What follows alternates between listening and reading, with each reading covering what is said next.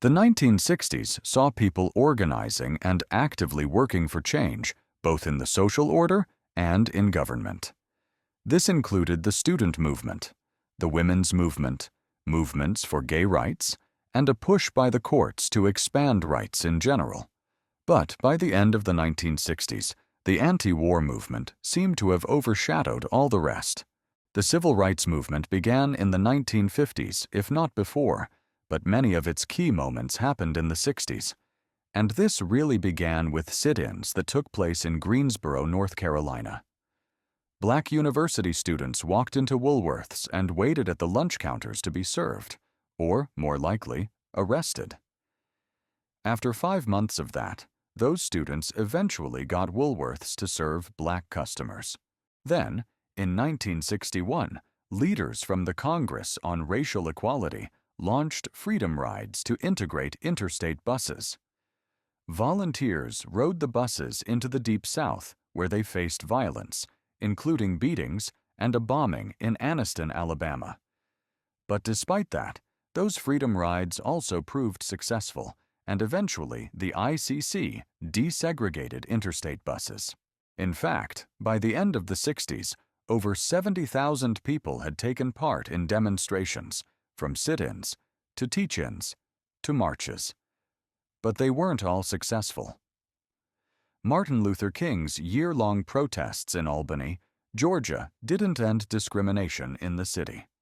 And it took JFK ordering federal troops to escort James Meredith to class for him to attend the University of Mississippi. So, the civil rights movement reached its greatest national prominence in 1963, when Martin Luther King came to Birmingham, Alabama, where there had been more than 50 racially motivated bombings since World War II. Television brought the reality of the Jim Crow South into people's homes as images of Bull Connor's police dogs and water cannons being turned on peaceful marchers, many of them children, horrified viewers, and eventually led Kennedy to endorse the movement's goals. John F. Kennedy was President of the United States at the time, having been elected in 1960. He was assassinated in 1963, leading to Lyndon Johnson. Anyway, in response to these peaceful protests, Birmingham jailed Martin Luther King, where he wrote one of the great letters in American history, Letter from Birmingham Jail. 1963 also saw the March on Washington, the largest public demonstration in American history up to that time, where King gave his famous speech, "I have a dream." King and the other organizers called for a civil rights bill and help for the poor, demanding public works, a higher minimum wage, and an end to discrimination in employment, which eventually, in one of the great bright spots in American history, did sort of happen with the Civil Rights Act. So, one reason American history teachers focus on the civil rights movement so much is that it successfully brought actual legislative change. After being elected president, John F. Kennedy was initially cool to civil rights. But to be fair, the Cold War occupied a lot of his time, what with the Cuban Missile Crisis and the Bay of Pigs and whatnot. But the demonstrations of 1963 pushed John F. Kennedy to support civil rights more actively. According to the historian Eric Foner, Kennedy realized that the United States simply could not declare itself the champion of freedom throughout the world while maintaining a system of racial inequality at home. So that June, he appeared on TV and called on Congress to pass a law that would ban discrimination in all public accommodations. And then he was assassinated. So then, Lyndon Johnson became president, and he pushed Congress to pass the Civil Rights Act of 1964. The law prohibited discrimination in employment, schools, hospitals, and privately owned public places like restaurants and hotels and theaters, and it also banned discrimination on the basis of sex. The Civil Rights Act was a major moment in American legislative history, but it hardly made the United States a haven of equality. So, civil rights leaders continued to push for the enfranchisement of African Americans.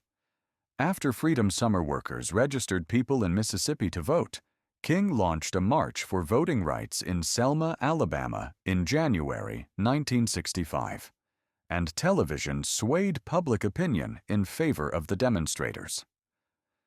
So, in 1965, Congress passed the Voting Rights Act, which gave the federal government the power to oversee voting in places where discrimination was practiced.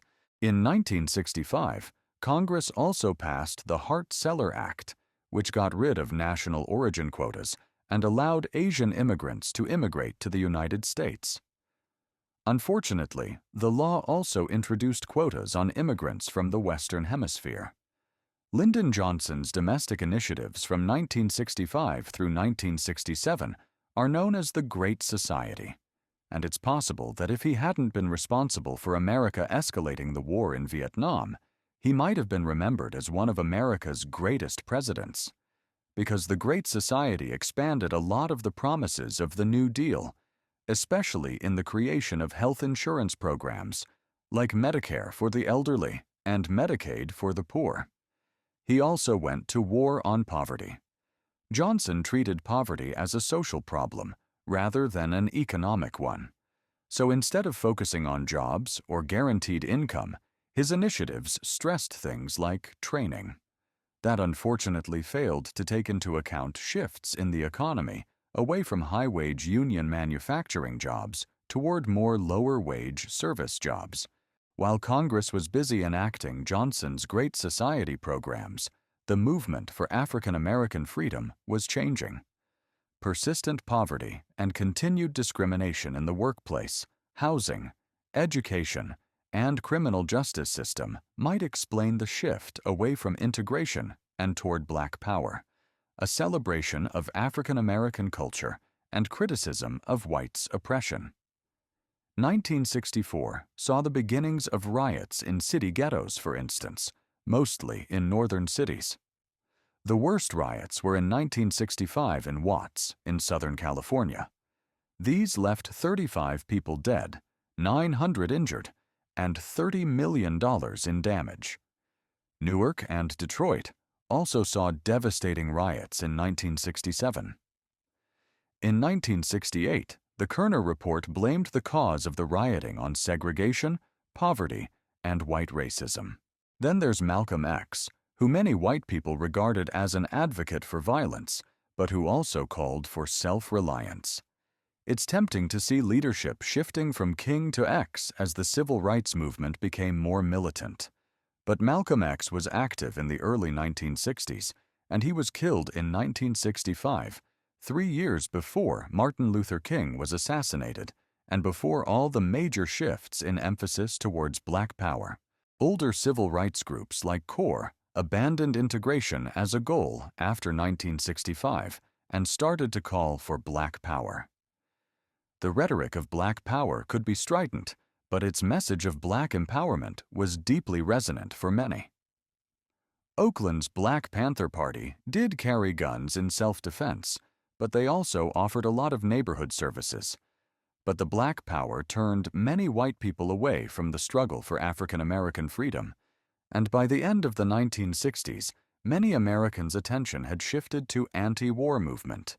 So, it was Vietnam that really galvanized students, even though many didn't have to go to Vietnam because they had student deferments. They just really didn't want their friends to go. The anti-war movement and the civil rights movement inspired other groups to seek an end to oppression. Los Latinos organized to celebrate their heritage and end discrimination. Latino activism was like Black Power, but much more explicitly linked to labor justice, especially the strike efforts led by Cesar Chavez and the United Farm Workers. The American Indian movement, founded in 1968, took over Alcatraz to symbolize the land that had been taken from Native Americans, and they won greater tribal control over education, economic development, and they also filed suits for restitution. And in June of 1969, after police raided a gay bar called the Stonewall Inn, members of the gay community began a series of demonstrations in New York City, which touched off the modern gay liberation movement. The environmental movement gained huge bipartisan support, and it resulted in important legislation during the Nixon era, including the Clean Air and Water Acts and the Endangered Species Act.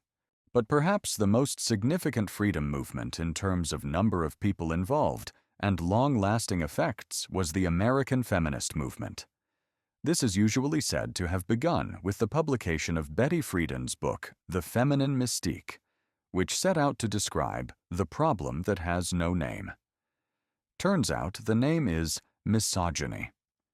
Friedan described a constricting social and economic system that affected mostly middle-class women, but it resonated with the educated classes and led to the foundation of the National Organization of Women in 1966. Participation in student and civil rights movements led many women to identify themselves as members of a group that was systematically discriminated against.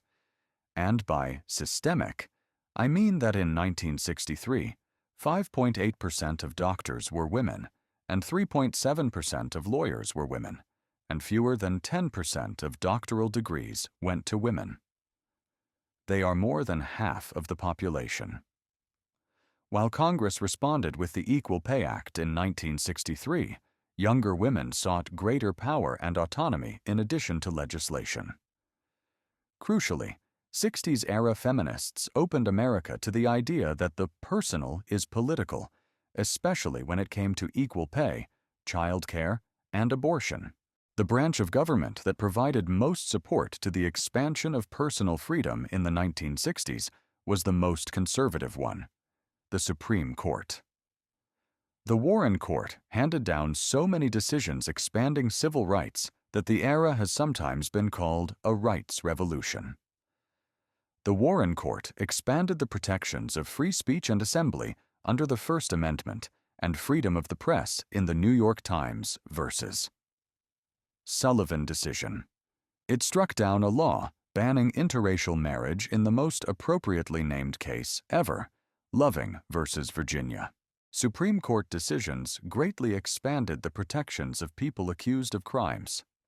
Gideon versus Wainwright secured the right to attorney. Mapp versus Ohio established the exclusionary rule under the Fourth Amendment, and Miranda versus Arizona established the right to remain silent. But the most innovative and controversial decisions actually established a new right where none had existed in the Constitution. Griswold versus Connecticut dealt with contraception, and Roe versus Wade guaranteed a woman's right to an abortion, at least in the first trimester. And those two decisions formed the basis of a new right, the right to privacy. Protests, the counterculture, and the liberation movements continued well into the early 1970s, losing steam with the end of the Vietnam War and America's economy plunging into the toilet. For many, though, the year 1968 sums up the decade. 1968 began with the Tet Offensive in Vietnam, which stirred up the anti-war protests. Then racial violence erupted after the assassination of Martin Luther King Jr. on April 4, 1968. Then, anti-war demonstrators, as well as some counterculture types, arrived in large numbers at the 1968 Democratic Convention in Chicago, where they were set upon by police and beaten in what was later described as a police riot. 1968 also saw the Prague Spring uprising in Czechoslovakia crushed by the Soviets, and student demonstrators were killed by the police in Mexico City, where the Olympics were held, and Parisian students took to the streets in widespread protests against, France. All this unrest scared a lot of people who ended up voting for Richard Nixon and his promises to return to law and order. Ultimately, like any decade or arbitrary historical age, the 60s defies easy categorization. Yes, there were hippies and liberation movements, but there were also reactions to those movements. On this one, I'm just going to leave it up to Eric Foner to summarize the decade's legacy. The 1960s made possible the entrance of numerous members of racial minorities into the mainstream of American life, while leaving unsolved the problem of urban poverty. It set in motion a transformation of the status of women. It changed what Americans expected from government, from clean air and water to medical coverage in old age. And at the same time, it undermined confidence in national leaders. Relations between young and old, men and women, and white and non-white, along with every institution in society, changed as a result. But there's one last thing to emphasize. All of this wasn't really the result of a radical revolution. It was the result of a process that had been going on for decades. I mean, arguably a process that had been going on for hundreds of years. Thanks for listening.